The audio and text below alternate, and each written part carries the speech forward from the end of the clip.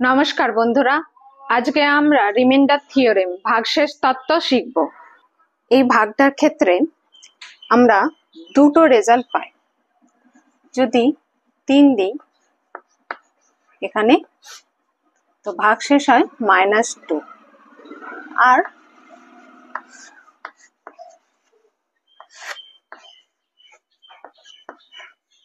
তো ভাগশেষ হয় 3। তো আমরা এই নেগেটিভ ভাগশেষটা এটা নিই না, এই প্রসেসটা আমরা ফলো করি না। এটাকেই পজিটিভে কিভাবে নিয়ে যাব? পজিটিভে নিয়ে যাওয়ার পদ্ধতি হচ্ছে এই 5 থেকে যদি -2কে বাদ দিই, যেটা পাই সেটাই ভাগশেষ। তো ভাগশেষ সবসময় পজিটিভ ভ্যালু নিতে হবে। তো এটাই রাইট প্রসেস। তো রিমাইন্ডার থিওরেম থেকে মেনলি 2 টাইপের প্রশ্ন আসে, টাইপ 1 and টাইপ 2। টাইপ 1 এর ক্ষেত্রে কি হয়, পরপর দুটো সংখ্যা, ধরুন একটা x আর একটা যদি x-1 হয়, এরকম পরপর দুটো সংখ্যার ক্ষেত্রে বড়টা উপরে থাকবে আর নিচে থাকবে ছোটটা।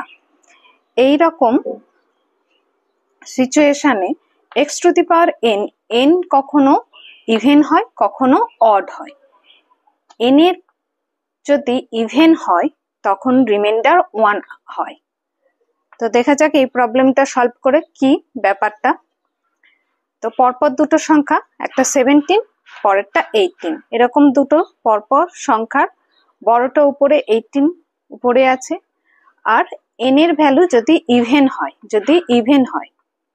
36 ইভেন। এবার রিমাইন্ডার কিভাবে বের করব? এটার ক্ষেত্রে প্রথমে নরমাল ডিভিশন করব 18/17। তো এটার ক্ষেত্রে রিমাইন্ডার কত আসবে? 1। এবার 1 টু দি পাওয়ার 36 লিখব। এই 1 টু দি পাওয়ার 36 মানে 1ই আসবে ভ্যালু। পরপর দুটো সংখ্যা, একটা x আর একটা x-1, আর x এর ভ্যালু যদি অড হয় সেখানেও রিমাইন্ডার 1 হয়। কিরকম একটা এক্সাম্পল নিয়ে দেখা যাক। যেমন 37/36।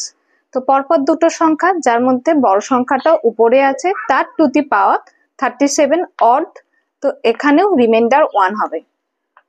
ক্যালকুলেট করে দেখা যাক। তো প্রথমে নরমাল ডিভিশন করব 37/36। তো এতে কি আসবে? রিমাইন্ডার 1 আসবে। 1 to the power 37 equals to 1ই হবে, কেননা 1 কে 73 টাইমস যদি মাল্টিপ্লাই করি তো ভ্যালু 1ই আসবে। 1 এর ভ্যালু 1 টু দি পাওয়ার যাই হোক না কেন, ভ্যালু 1 আসে। এবার টাইপ 2 এর প্রবলেম সলভ করব। টাইপ 2 এর ক্ষেত্রে পরপর দুটো সংখ্যা, একটা x আর একটা x+1, ছোট সংখ্যাটা উপরে আর বড় সংখ্যাটা নিচে থাকবে।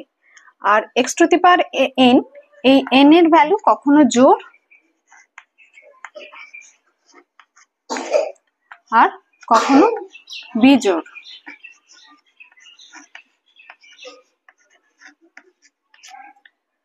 এই দুটো কেস আছে। জোড় হলে, ইভেন হলে রিমাইন্ডার 1 আসবে। এই এক্সাম্পলটা দিয়ে আমরা এক্সপ্লেন করব। তো 36 কে আমরা কিভাবে লিখব?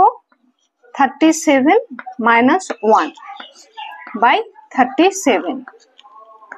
তো এটাকে নরমাল ডিভিশন করলে অলওয়েজ -1 রিমাইন্ডার আসবে। -1 টু দি পাওয়ার 8। তো মাইনাসে মাইনাসে যেহেতু প্লাস হয়, তো 8 টাইমস অফ -1 এর ভ্যালু পজিটিভ 1 আসবে। তাহলে রিমাইন্ডার 1 আসলো। এবার x⁴n এর ভ্যালু যদি অড হয়, তখন রিমাইন্ডারের x হবে। কিরকম? যেমন এই এক্সাম্পলটার ক্ষেত্রে দেখা যাক 87 কে আমরা কিভাবে লিখবো? 88 - 1। তো 88 দিয়ে 88 মিলে যাবে, তো রিমাইন্ডার রয়ে যাবে -1। এই -1 টু দি পাওয়ার 53 করলে -1 টু দি পাওয়ার যদি অড হয় তার ভ্যালু -1 আসবে। এবার আমরা কনসেপ্টের স্টার্টিং এই বলেছিলাম যে -1 রিমাইন্ডারের ভ্যালু নেগেটিভে নেব না। যেমন এটার ক্ষেত্রে নেগেটিভ রিমাইন্ডার কখন আসে? যদি এটাকে তখন রিমাইন্ডার -2, তো এটা নেব না, ফলো করি। তো এটাকে কিভাবে পজিটিভে ট্রান্সফার করব? এই ডিভাইসর থেকে রিমাইন্ডারটাকে বাদ দিলে এই পজিটিভে চলে আসলো, তাহলে রিমাইন্ডার সেম হয়ে গেল। তো এটাও সেম ভাবে ডিভাইসর থেকে -1 বাদ দিলে 87, এটাই হয়ে গেল রিমাইন্ডার, যেটার ভ্যালু কিনা x এর ভ্যালুর সমান। এবার আমরা 3 নম্বর টাইপের প্রবলেম সলভ করব। এখানে কিন্তু পরপর দুটো সংখ্যা নেই, দেখুন একটা 5 আর একটা 24, তো দুটোর মধ্যে অনেক ডিফারেন্স আছে, পরপর নয় এরা। তো কত কাছাকাছি 24 এর কাছে আসতে পারে 5? 25 হয়, যেটা 5 এর মাল্টিপ্লাই, তো 25 কি 5 এর স্কোয়ার। তো এখান থেকে যদি স্কোয়ার নিয়ে নিই, এখানে থাকবে 20, তাহলে পরপর দুটো সংখ্যা হয়ে যাবে, যেটা কিনা